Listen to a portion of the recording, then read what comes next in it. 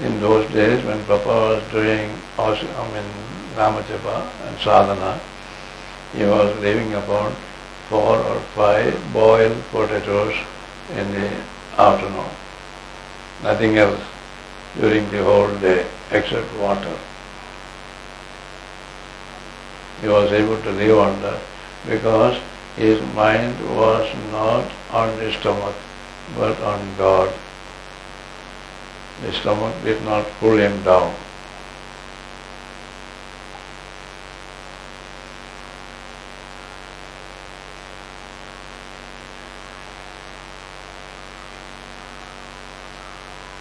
What in the stomach, the taste of the food?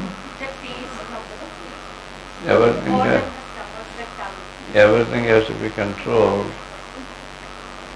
Everything will keep quiet. Everything will be subdued if your mind is set on God. If your mind is thinking of God always, no sense will trouble you. No sense object will draw your attention.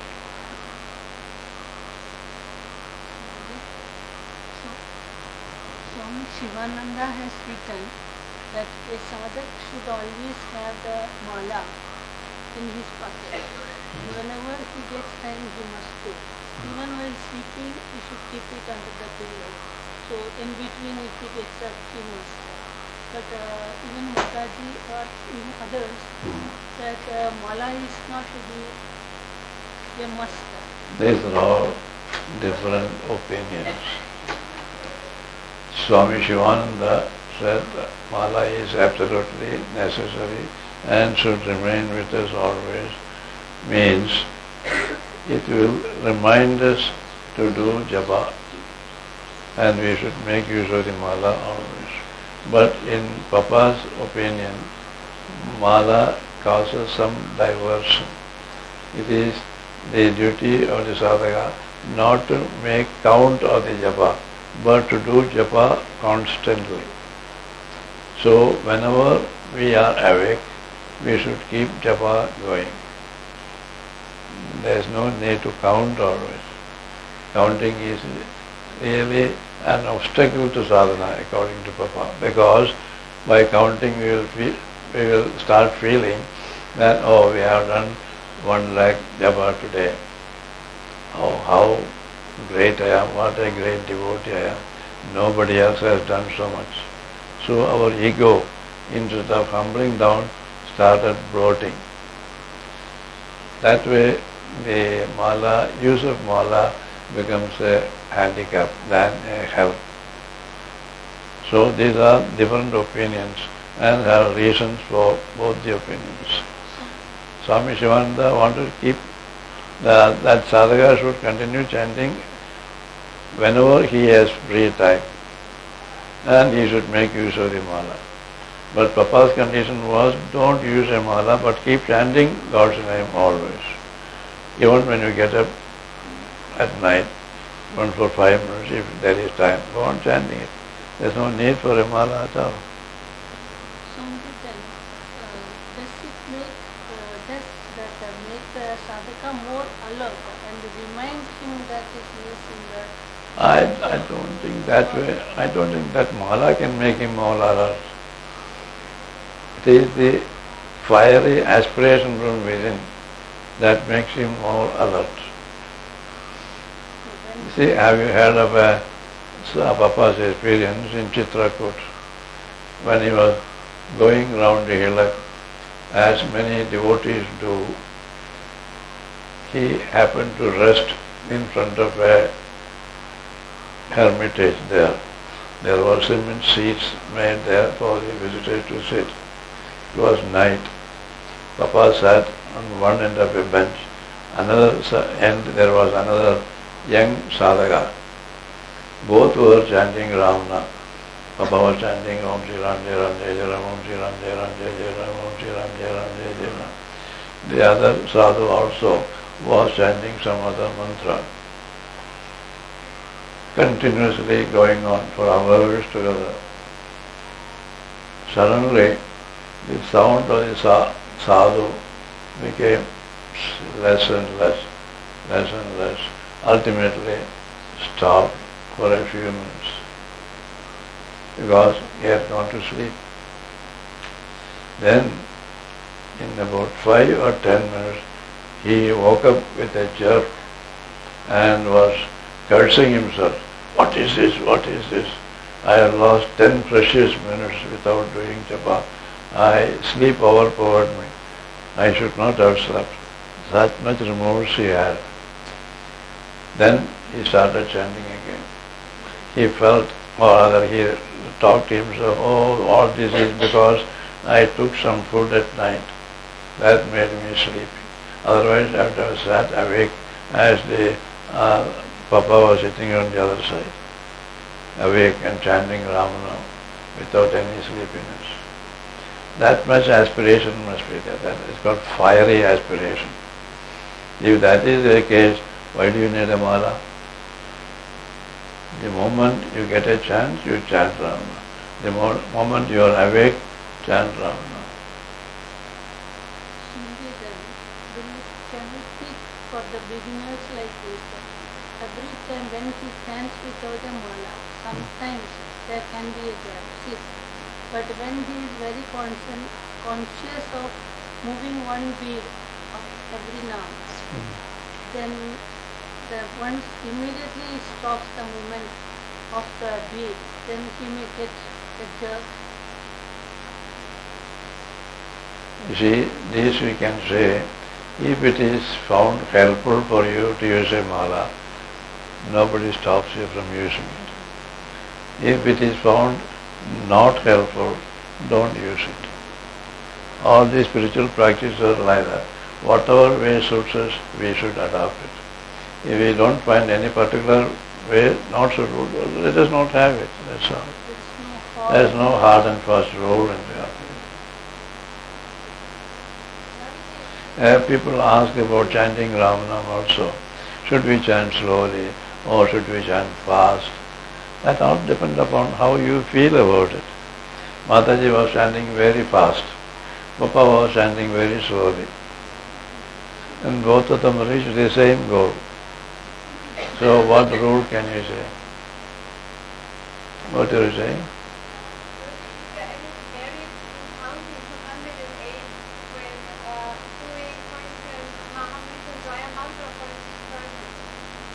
What is it?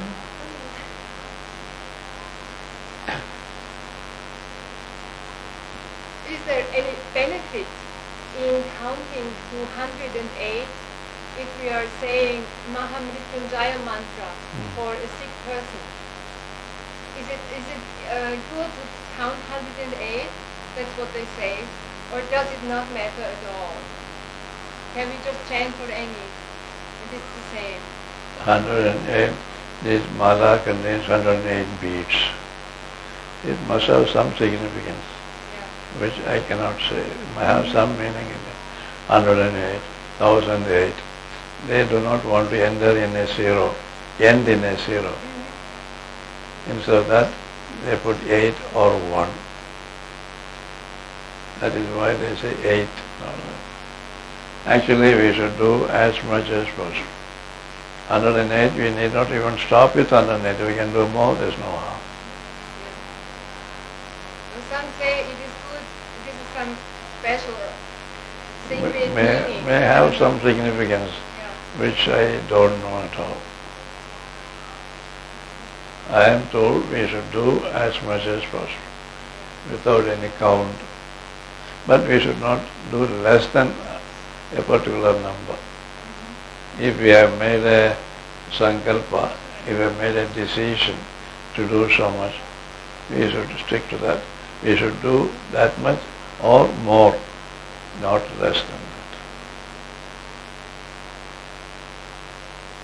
that. For all these rituals, they mostly they do 108 times, 1008 times, like that. They should not end in a zero, but end in a figure of 1 or 8. So if we just do it, it might end in a zero without counting. Does it matter? That doesn't matter. Doesn't matter. Your count, you always do more, much more than that.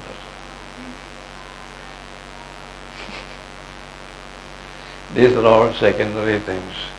You must do things sincerely and be sure that we have done sufficiently enough as we have made the decision.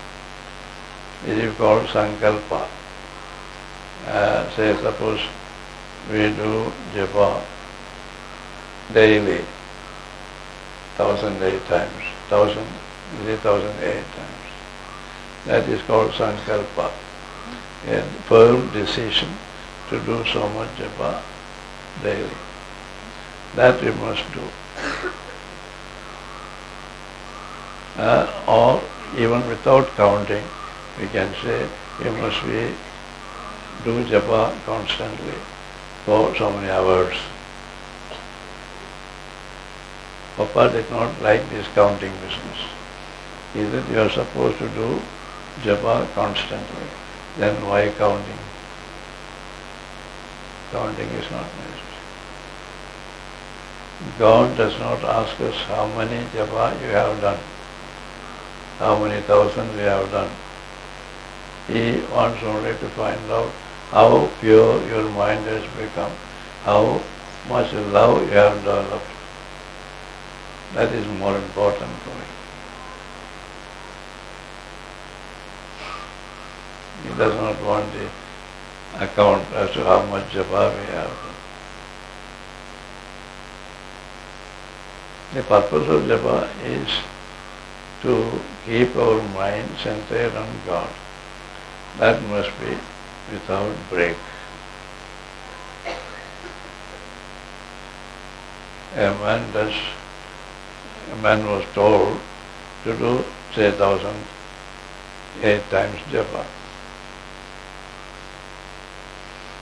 And suppose he does it very fast. This is a man without any devotion I am talking about. He does it very fast, 1008 times, he counts 1008 finished. Afterwards, he allows his mind to roam about like a wild horse. What is the benefit of that japa? He has not understood the purpose of the japa. The purpose of the advice given to him by the wise man or a saint is that he should keep his mind centered on God always. He should not allow it to wander about. He literally obeys the saint's advice and does japa 1008 times. And afterwards, if he allows his mind to wander about, all the japa done has gone in vain. So a real devotee will feel that he is never satisfied with what japa he has done. He should have done more and more. He should have done still more. Like that. He will never say, I have done so much japa today. That feeling will never come to you. You will always feel that I have not done enough japa today. I should have done more. That will be his attitude.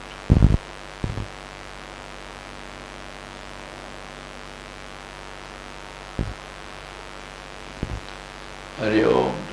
Om Shri Ram, Jai Ram.